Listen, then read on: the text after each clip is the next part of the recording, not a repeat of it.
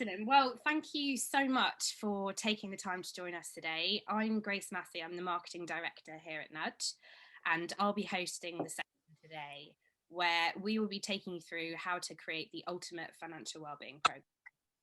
So whether you have solutions in place or not, this webinar is going to guide you through everything from researching what your people need to how you measure and review your program. And this will enable you to really give your people the stability that they need in these uncertain times. So looking at the agenda for today, first off, we'll be sharing insight into what your people are concerned about when it comes to their finances. Our co-founders of Nudge, Tim Perkins and Jeremy Beament, will be taking you through 6 steps to create a financial wellbeing program. We'll then open up to a panel with Capgemini, Vodafone and Saint-Gobain, who are going to give real life examples of how they're supporting their people at this time. And then finally, we will open up to your questions.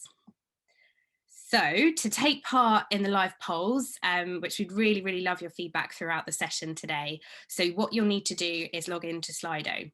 So on the screen now, you can see the URL, which you'll need to visit, and also enter the event code, which is #nudge1803. So you can do this, as I said, through opening up your browser and going to the URL you can see on the screen, or if you grab your phone and open up your camera and hover over the QR code, it will automatically come up with the event page. So what we wanted to do to get us all in the mood and in a positive vibe is to run a little test poll. So you'll see there's a question on the screen there, which is, what are you most looking forward to when lockdown ends and we get some normality back in our lives? So you should see the results coming up on the screen there. I personally am looking forward to a haircut. I feel like I live with my hair up at the moment. I don't know, anyone else on the panel, what are you most looking forward to? On the basis I had to cut my own hair, yeah, definitely a haircut. I'm with you. Brilliant. Lots of people saying a holiday, but it looks like you're going to need to have a vaccine by then as well. So fingers crossed we'll all be on holiday with nice fresh haircuts soon. Brilliant. So hopefully most people are on the poll there. So now we've got that working, I will hand over to Jeremy to kick us off. Yeah, morning everyone. So some of you might know that we anonymize and aggregate the usage of our platform, and we call it Nudgeonomics. What I thought would be interesting is to take you through usage of Nudge in a year of COVID. So as a first slide, what you can see here is before really the pandemic struck Europe, 24th of Feb, 2nd of March, 9th of March, we'd obviously seen what was going on in the news in China, and there was starting to be some rumblings, you know, is something happening in Italy? But what we're seeing as far as financial well-being concerns are there is that people are still very much looking at forward-looking items. So things like savings, things like investing, things like mortgages and so forth. But then something really interesting happens in the 16th of March as people became really aware that actually this pandemic was reaching into Western Europe. And what happened was that people pivoted their usage of Nudge almost entirely into very defensive areas of budgeting and in the home, which is basically, right, how do I protect my earnings and how do I make them work harder for me? Then as we moved into April, governments all over the world started throwing huge amounts of money at the problem. And you can see there that people became aware that actually there was a lot of government support available to them. One of the things that we ask you to consider with your financial wellbeing strategy is that maybe your people are okay, but maybe their partner had been put on furlough or lost their job, or maybe their mother, brother, sister, father. And so people were looking at the platform to see what government support was available, maybe for them, but also their wider family and friends group. Then when we move forward to the 20th of April, you can see avoiding scams became a key area. Now, one of the sad facts of the pandemic and the fact that we've all been working from home more has been the exponential increase in online scams. And so people were becoming very concerned about how do they create a defensibility against that. Then as we move into the 11th of May and people were dealing with homeschooling, you can see that people started looking at areas around the children and the family. And sadly, there was also a 500% increase in people looking at areas around divorce and separation. And then as we get to the end of May, debt starts rearing its ugly head as maybe people had started eating into their dwindling savings. So what we're going to do now is fast forward, and what this graph is showing you is the difference between usage on Nudge between Q4 2020 and Q1 2021. And you can see here the biggest increase in interest is around investing. Now, if we're honest, this has actually taken us by surprise here at Nudge as well, that it's almost come from nowhere, and we've actually termed it investor mania. But when you actually dig deeper into that increase in interest in investing, what's incredibly fascinating is how aligned it is to age. And what we're seeing is a very, very clear line between how young you are and your interest in investing. So if you're in your 20s, you're incredibly interested in investing, and then dwindling all the way down to when you're in your 60s, where there's almost no interest in investing whatsoever. Now, from a behavioral point of view, this is fascinating because we believe it's directly correlated to COVID, and the fact that older people have been more affected by the health crisis means that they've become much more risk averse over the last year, whereas younger people have felt emboldened. From another behavioral point of view, we also think that younger people maybe are rebelling because they can't take big risks in, going out and partying all night and going on holiday, that they're actually turning to investing as a way of taking risk. But unfortunately, this is creating a number of problems. So if we look across the Atlantic to the US, their equivalent of group personal pension plans are group 401k plans. And what we're seeing is that people in the US are actually, younger people are investing their 401k plans directly into Bitcoin, for example, which is an incredibly risky and volatile asset class. And we're actually seeing evidence in Europe as well of young people putting their house deposits, for example, into Bitcoin, because they're seeing people who are hero to them, like Elon Musk, out there talking in the market about the fact that it could be a good thing. Down, Ben. So what our view on this is that from a financial well-being point of view, that actually organizations have a fiduciary duty to the younger people who maybe haven't gone through a stock market crash before, of pointing out the risks and rewards, attitude to risk, and all those areas around investing that are so incredibly important to understand. So the next thing to talk about is women in the pandemic, and sadly on the financial side of the crisis and the social side of the crisis, women have taken the brunt of the hit here. So think back, before the pandemic, we were talking about a gender pay gap. We were also talking about a gender pension gap. We were talking about a gender advice gap.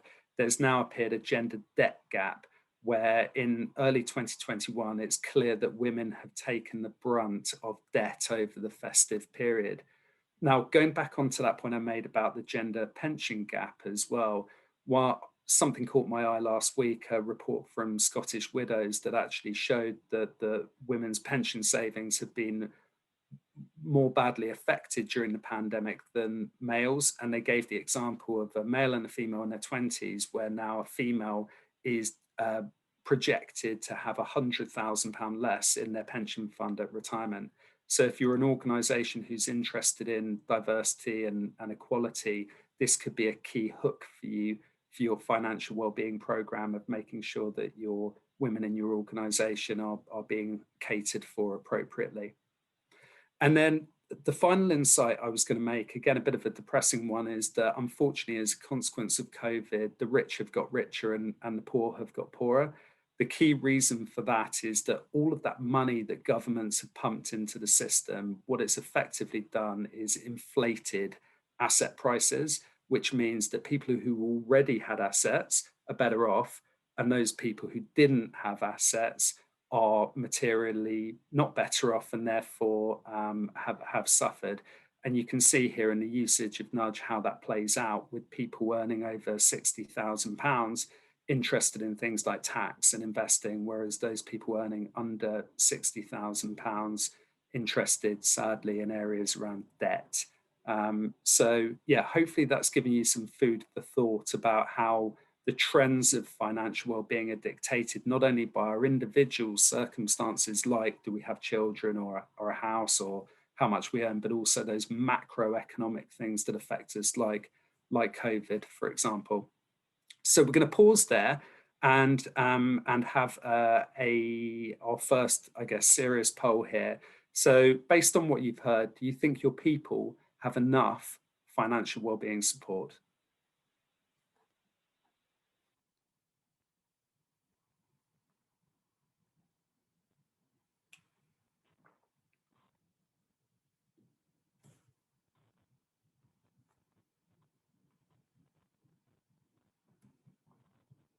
Okay, so I mean that's pretty overwhelming, isn't it? There, that 0% are saying yes, and then the big group in partially and no, not right now. So thank you very much for that.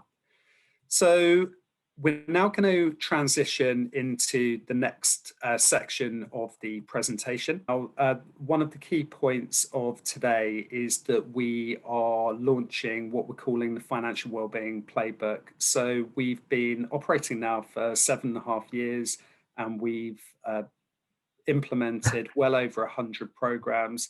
And what we're trying to do is distill our wisdom of everything that we've learned, and also all of the tips that our clients would give to you to deliver the ultimate financial well-being program. So we hope that this is useful.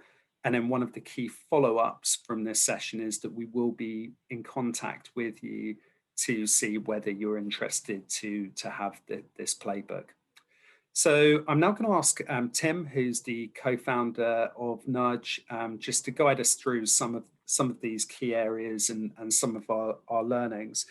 So section by section, we're going to take you through. And on this section 1, Tim, so you've helped dozens of very different clients like Vodafone, William Hill, Zurich, and John Lewis Partnership implement their programs. So can you talk to us firstly about how they build their business case? Yeah, by all means. I think the first thing to note is it's amazing how varied the objectives are from different organisations. But we tend to see the business case falling into one of 3 categories, which is driven by an individual organisation's understanding of their people. So the first category, I think, is those people who just know it's the right thing to do. The objectives or the business case isn't necessarily important, but they know that as an employer, they're in a unique position to support their people's financial well-being. The second category then is those organisations who need to complete their wellbeing offer.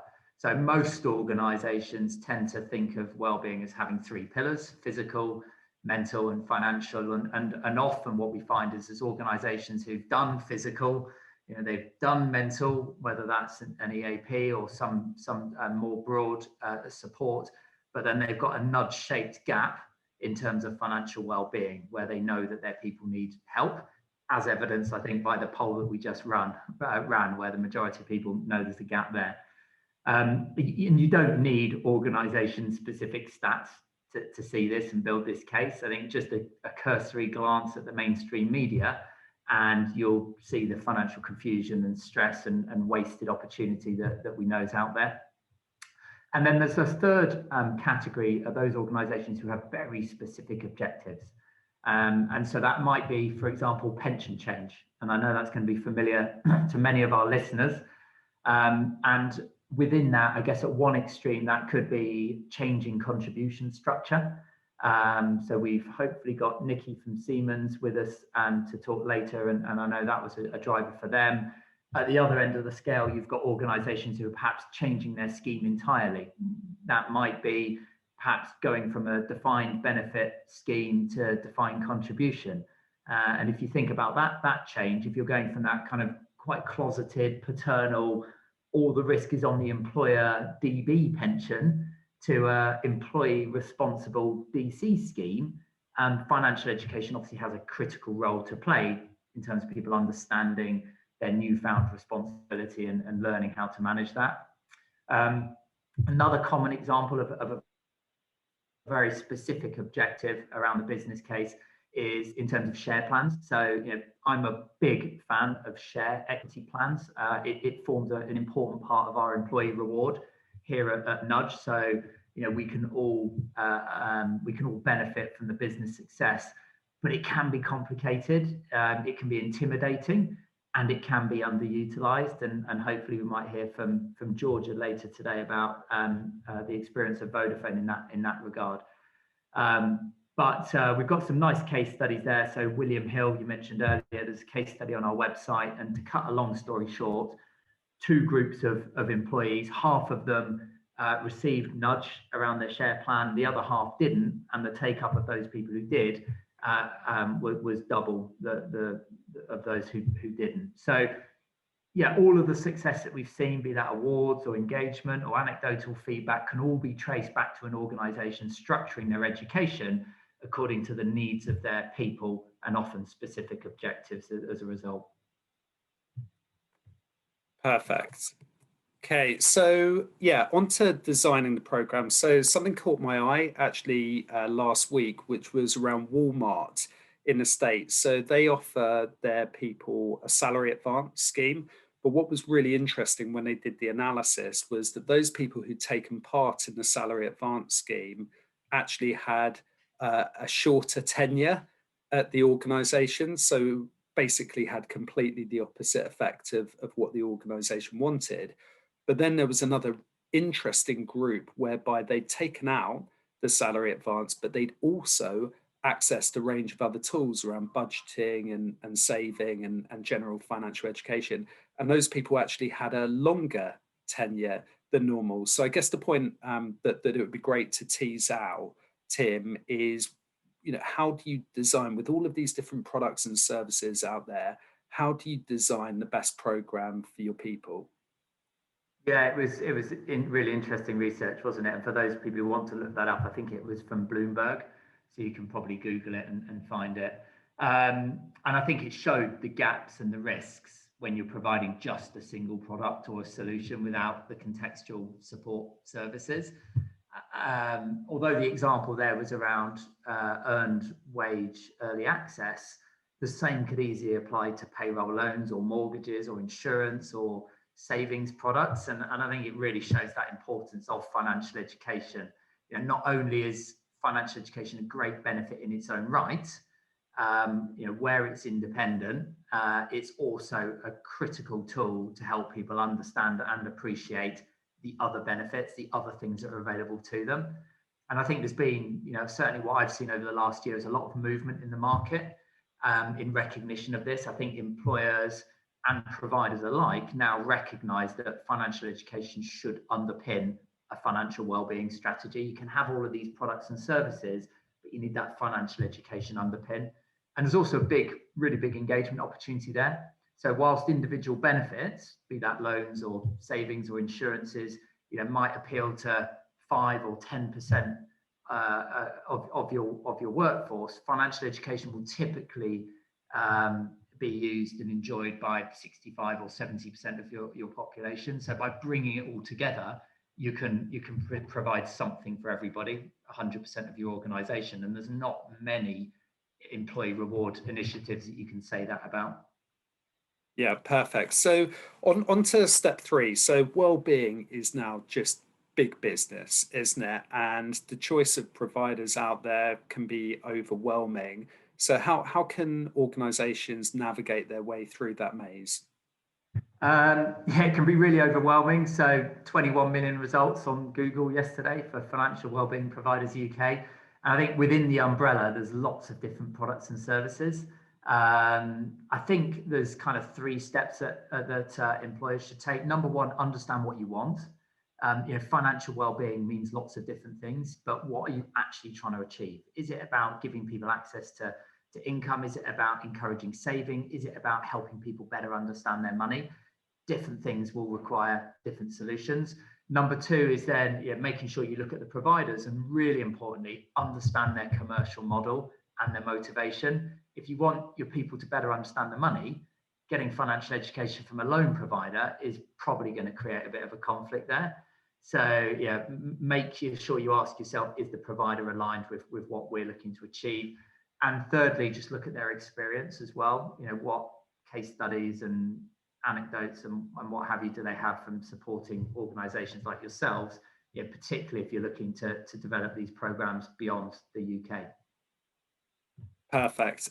So on to step number 4. So I think if there has been a silver lining in COVID with regards to wellbeing, it's how much this has leapt up to the board agenda. So whereas previously HR obviously knew, yeah, wellbeing's a good thing, it's a good thing, but maybe was struggling to get budget and buy-in, what we hear now is that actually they're pushing against an open door with regards to helping people with their mental, physical and financial health. So what recommendations could you give to HR of how we engage with our senior stakeholders?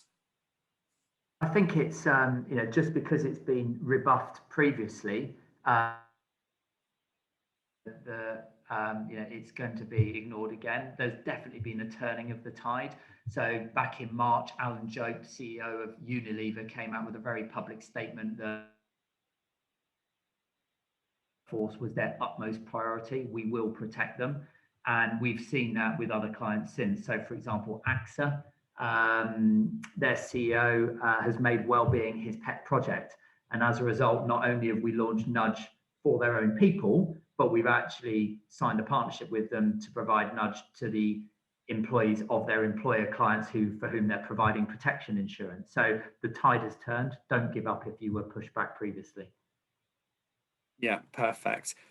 So yeah, launching and making your offerings sing. So we've been working in the wonderful world of employee benefits, each of us for 20 years now. And I think that despite innovation in the market, like anytime benefits and kind of flashy user interfaces, from an employee point of view, benefits is still thought of as a once or twice a year thing. So how can financial well-being help bring those benefits to life? Yeah, you're absolutely right. And the flex industry is built on the anticipation that employees think about their benefits once a year at the same time each year. And of course, our lives don't work like that. So for example, let me think of a topical example. Our colleague, Laura Moniz de Arago, who I'm sure many of our listeners know, she had a baby on Tuesday. So congratulations, Laura, if you're listening, which you shouldn't, of course, be, because you should be on maternity leave, but knowing you probably are. As a result of Laura's baby, her personal finance landscape's completely changed, and therefore so is the relevance of her benefits. Her pay's changed as a result of maternity, newfound relevance of her life assurance, her critical illness insurance, our counselling service that we provide, as well as government allowances on things like free prescriptions and dental care.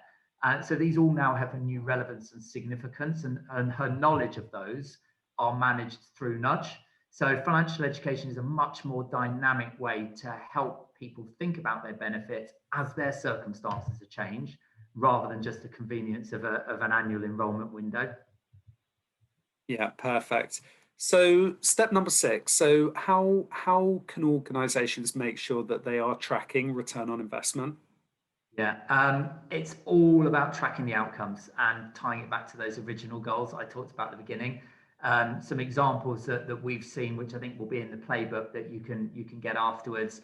So people increasing their contributions into workplace savings, people reporting improved calm and control with regards to their money, lower use of pay advances, loans, positive feedback, Glassdoor reviews, flex engagement, workplace awards. There's lots of ways that you can track this. So I think the key thing is identify this early and track it over time.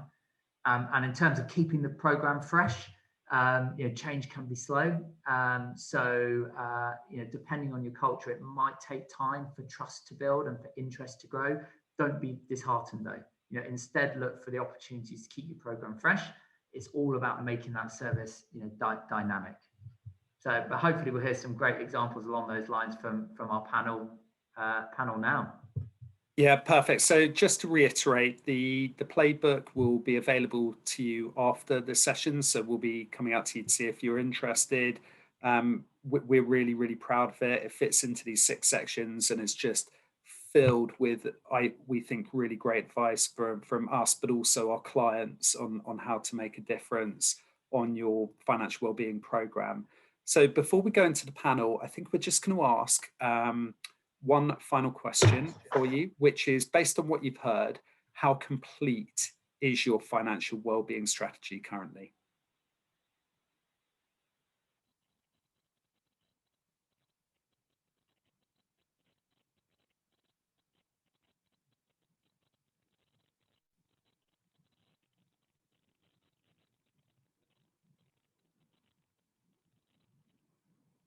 Okay, fascinating. Well, thanks so much. So hopefully this can now allow me to skip through, but I really appreciate people taking part in those live polls so that you get a sense of how you and your peers in the industry are doing. And it feels like most companies are pretty aligned here that you've started, but there's more work to be done.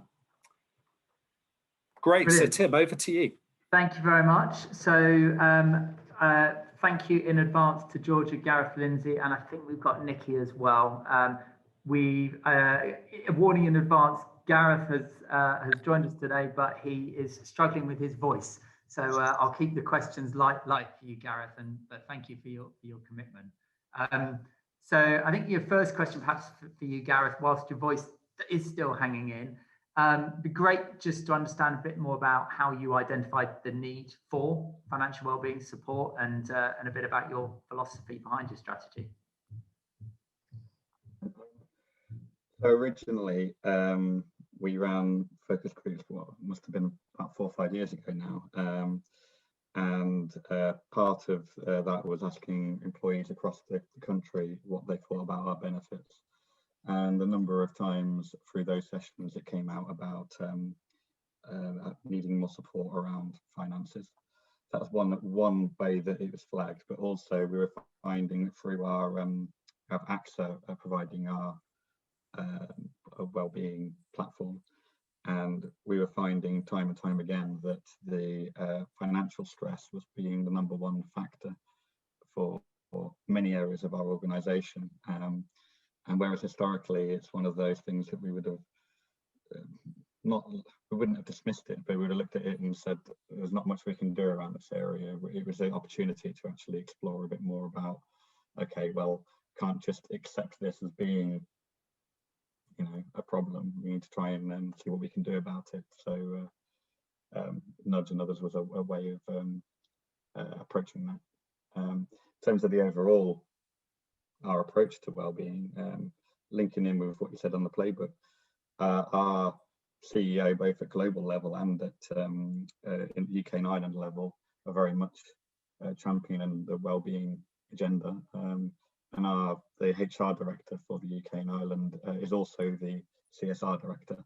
So it's very closely aligned and very much seen as something that we absolutely have to do rather than something that we ought to do. So hopefully that helps. Yeah, no, that's brilliant, and yeah, thank you for the efforts with your voice as well. Lindsay, perhaps it'd be great if you could give us a bit of an overview of I guess, the background to your journey in financial wellbeing. Yeah, sure. So we held a workshop with our HR directors and senior recruitment leads from the business back in 2017 to review our current benefits offering and really our overall reward package structure. And so from this, it was identified that financial education was a key gap in our wellbeing offering. So following that, we introduced 2 new financial wellbeing benefits back in 2018. So we have Nudge to focus on the financial education piece, and then salary finance for borrowing and savings from salary. So we have seen consistently high engagement with Nudge since we launched, and we have just recently renewed for another 3 years. So it's a bit of a no-brainer, really. We're absolutely going to be continuing with the relationship. Thank you. And how have you used Nudge to leverage your other wellbeing initiatives, Lindsay? So obviously financial wellbeing features throughout the overall kind of reward and wellbeing program, but we use Nudge to raise awareness of our entire offering. So for example, we use tailored and targeted communications during our benefits renewal windows to help increase engagement and awareness of all of the other benefits that we have available. I guess more recently as well, our pensions team, they would previously hold face-to-face pensions workshops in London, and they were looking this year about doing something similar, but obviously virtual.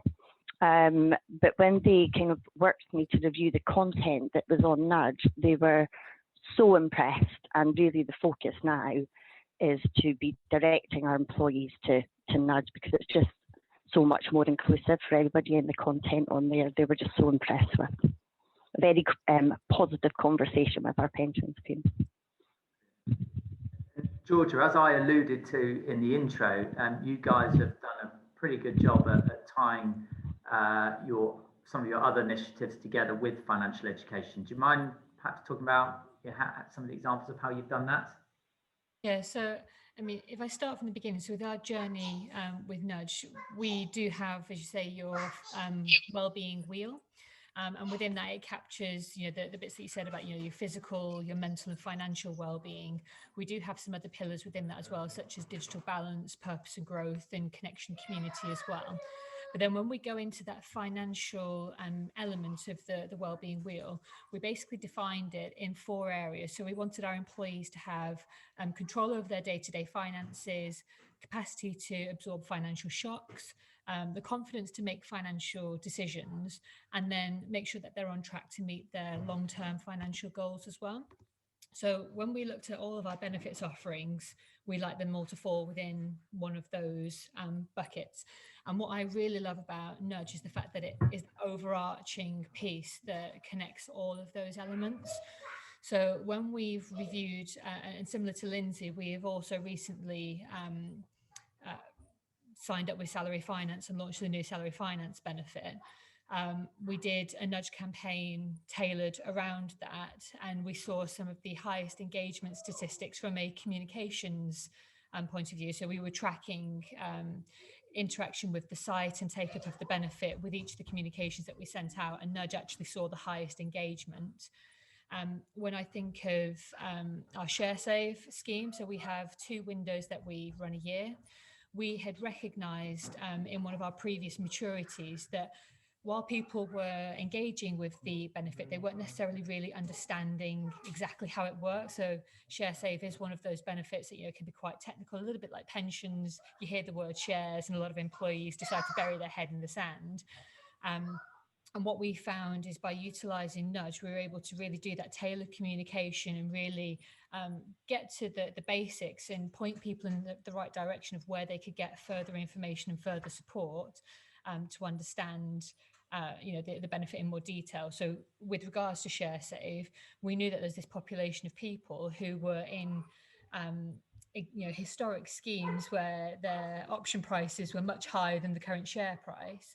We wanted to make sure that they knew that the options that were available to them, so they could cash out at any time with no risk and go into something that would be financially better for them. And Nudge really gave us the ability to do that. We've also recently made some changes to our AVC, so our additional voluntary contributions for our pension scheme. And again, we used the Nudge communications to not only educate people on the specifics around our offering, but also pointing them to the various support that was available through the platform, not just necessarily in the form of the education and the articles, but also the savings tools, the budgeting tools, all of those other bits as well. So every time we've utilised it to pick up on a specific benefit, we've always seen a spike in our engagement for that particular benefit. Really good examples there, and I've seen firsthand, the impact that you've had. That's excellent. I've just noticed there's lots of questions coming in. We'll definitely make sure we address those, whether that's today or as a follow-up. So yeah, please keep your questions coming. Nikki, thank you for joining us. On that topic of using financial education to highlight other areas of reward and well-being, Be great if you could give us an overview of how you guys have done that. Yeah, thank you. We've used Nudge 6 times now. I counted it. We've used Nudge 6 times since we launched with them 3 years ago to work on specific additional campaigns that have supported other areas of our benefits. So, for example, with the first one we did was around when we made changes to our defined contributions pension scheme, which you mentioned earlier on. And then we also worked with them on our share scheme launch. And actually during COVID, we used them to help us communicate our furlough scheme to a number of the people that were going on furlough with different offers available to them. And really, we found that Nudge have got the unique ability to support us in 3 different ways. Firstly, they've got the ability to personalise the message to different groups of people so that it's most relevant, but also the simplest for them to understand. Secondly, their ability to simplify the complex. So I know another one of your members talked about share schemes and how every time anybody hears share schemes, they immediately switch off and think, oh, that's scary. And we found that you had a great way of simplifying all the language around that and making it really easy to understand. And thirdly, helping people make benefits decisions in the context of their wider finances. And we've seen that really it's a win-win situation, because every time we have run one of these campaigns, we've not only achieved higher engagement in each of the benefits that we've been trying to highlight to the individuals, but also we've created another reason to engage with Nudge. So it's attracted new membership and also, you know, caused people that are already members to engage with different areas of the platform and to really see the benefit of that benefit again. We've had some real great success. So when we used it on the pensions campaign, 1/3 of people increased their pension contributions just from that one communication from Nudge. With the share schemes, as I said, you know, we got great feedback from people saying it's the first time they've ever actually understood the share schemes, and also the first time they've understood the difference between the different share schemes that we offer. And also recently, in the wake of COVID, we ran a 3-part series with our health and safety team on the link between mental health and financial well-being. So we will continue to work with Nudge and look for new opportunities every year, depending on what our most prioritised objectives are with our benefits offering. And I'm sure we'll come up with new ways to help you succeed. That's brilliant. Thank you so much, Nikki. That's brilliant. And I think we've got a couple more minutes scheduled for this Q&A. So perhaps, Gareth, if you could just talk to us a bit about, I guess, value. You know, value is beyond just engagement stats. It'd be great to understand, you know, what other value have you seen for your people as a result of financial education? Okay, thank you. Yeah. As you say, sometimes it's quite difficult to base it purely off the stats, and I think that what we've found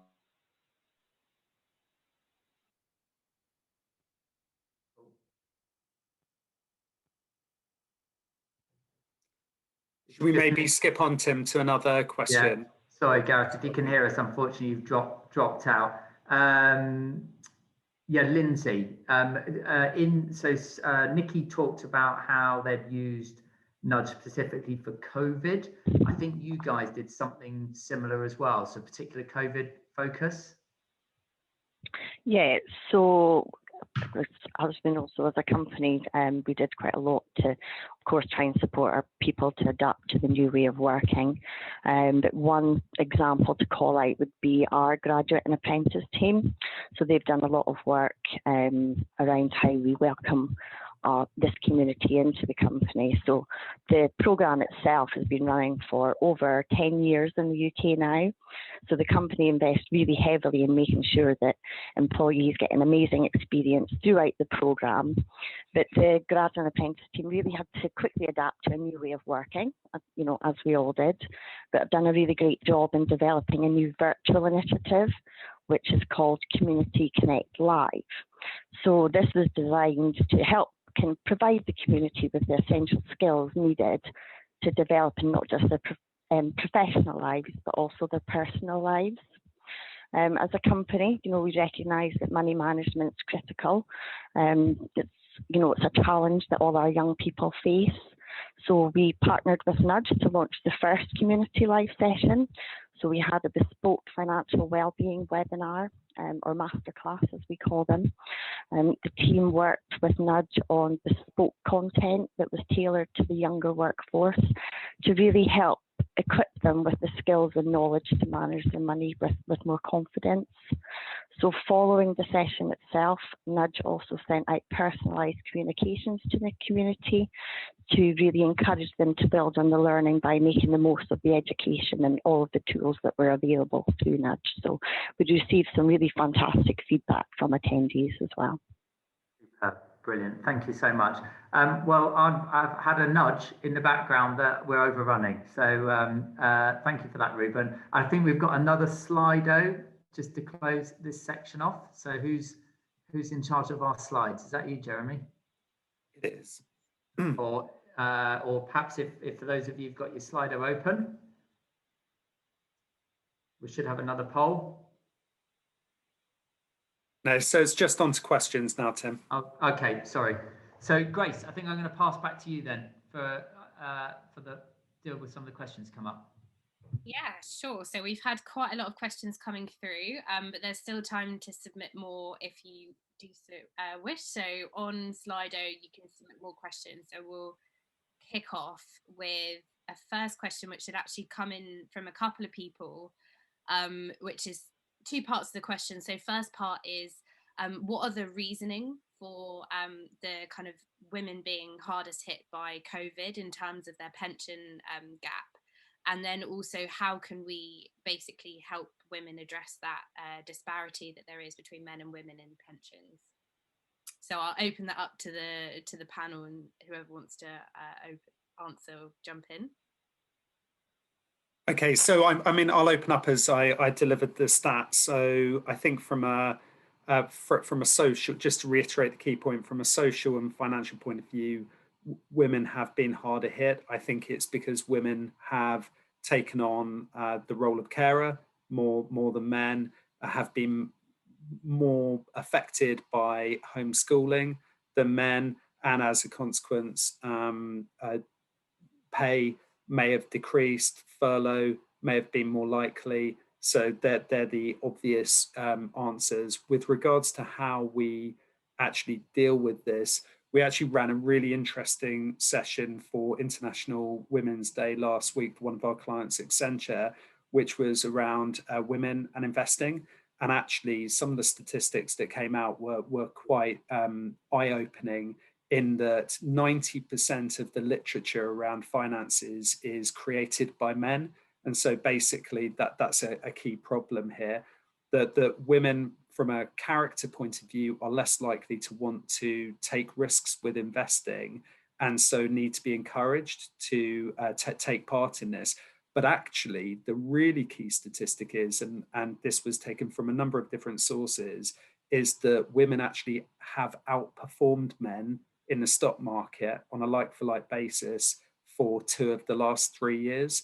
And so I think that a lot of it is around confidence around money, but also the industry needs to change in that it's dominated by men, and actually materials need to be created by women for women. So that would be my answer to that. Thank you, Jeremy. Did anyone else want to add any comments to that point? I was just going to say, don't be afraid to get your benefit providers to do some work for you as well. So understanding your own situation and your own data is really key to knowing how you can address your own issue. So most pension providers or benefit providers nowadays are able to provide really detailed analytics. So I would say do your own analysis first, assess your own situation, and then you can make that tailored approach as to how you can address your own personal situation. Thank you, Georgia. So there are a couple of questions that came in off the back of the insights at the start of the webinar around investing. So people asking, you know, as an employer, how can you mitigate that risk for your employees? I don't know, Jeremy, apologies, I think that might be you again with the data. Okay, fine. So yeah, just to reiterate the key stats for those that missed it, since January, this phenomena has happened that we're calling investor mania, being driven from the States, but has gone all around the world, where younger people in particular are taking risks with investing. And so I'll reiterate that kind of mantra. I guess in Europe, we'd be more likely to call it risk and governance. In the US, they refer to it more as fiduciary duty. It's you really deciding from a corporate point of view what your status is with regards to where the responsibility lies for your people.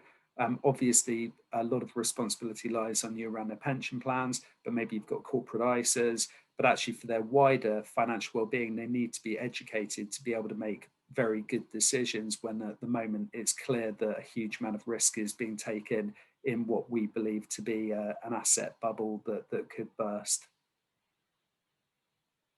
Thank you, Jeremy.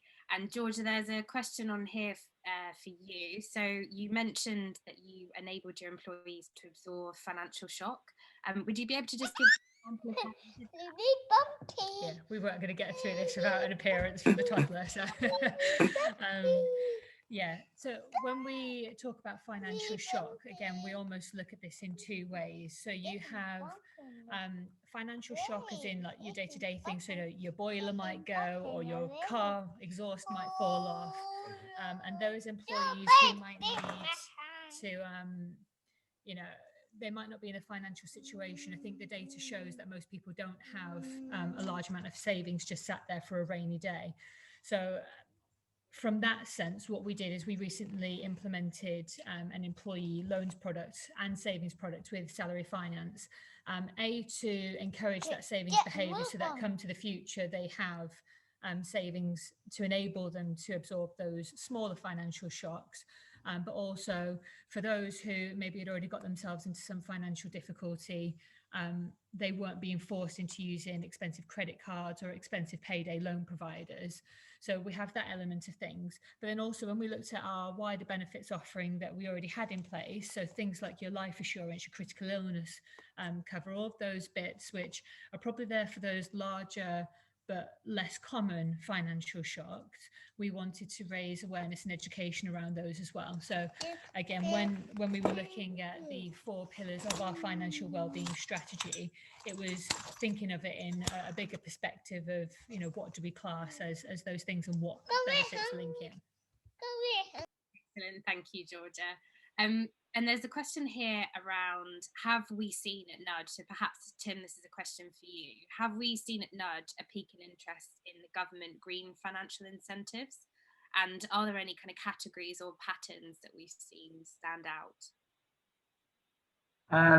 Yes, we have. I think that goes hand in hand with the boom in investing.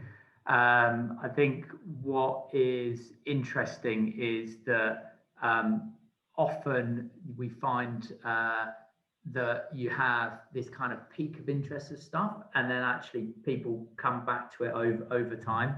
So I think it'll be fascinating to track, how that changes, particularly as we tick from one tax year to the next, and people are thinking about investments and ISAs. So yeah, for those clients who are on the call, that's certainly something we can draw out in our Nudgeonomics when we next run through it with you. Brilliant, thank you, Tim. And just a final point, I guess there's quite a few Nudge specific questions on here, so trying to keep it a bit more high level. We will follow up on those after the webinar. So there's just to answer a couple, there's no costs for the playbook, so that'll be sent round for free, and there will be a recording of the webinar sent round also. And we will also share more information about Nudge to those that have asked it. So the biggest question on here, which has been kind of commented on a few times, is our experience around delivering a global programme. So perhaps it'd be good to just hear from the panel, what are those considerations when you're looking at financial wellbeing globally? Yeah, so shall I open up? So yeah, one of the really interesting trends that we weren't really going to cover today, but as someone's asked, we'll take on the question. So bearing in mind, a year ago, we were in 3 countries. So we were in the UK, Ireland, and Spain. We're now live in 48 countries, with more coming on stream the whole time. So again, along with, I was talking about Investomania earlier on, another real big trend that we've seen is a global approach to well-being and financial well-being, where companies want one vendor to manage with the economies of scale that provides and a consistent employee experience. What's really interesting though, globally, is the different behaviors and norms and values that you need to apply. So for example, in the UAE, if you have people there, debt is actually a criminal matter, whereas here in the UK, it's not. So you need to make sure that the program aligns to the different culture and values of the different regions that you operate in. I mean, we could talk for a whole hour about it, and please do, if you are interested in global, please do contact us and we can really talk that through. But today, I'm not sure we've got time to give it true justice. Excellent, thank you, Jeremy. So that's probably all we've got time for on the Q&A, because we did want to give you 5 minutes before your next week meeting and we wrap up the session. So any questions that we haven't addressed, as I said, we will send round in the follow-up just so you get those answers. But other than that, I will hand over to Jeremy again to wrap us up.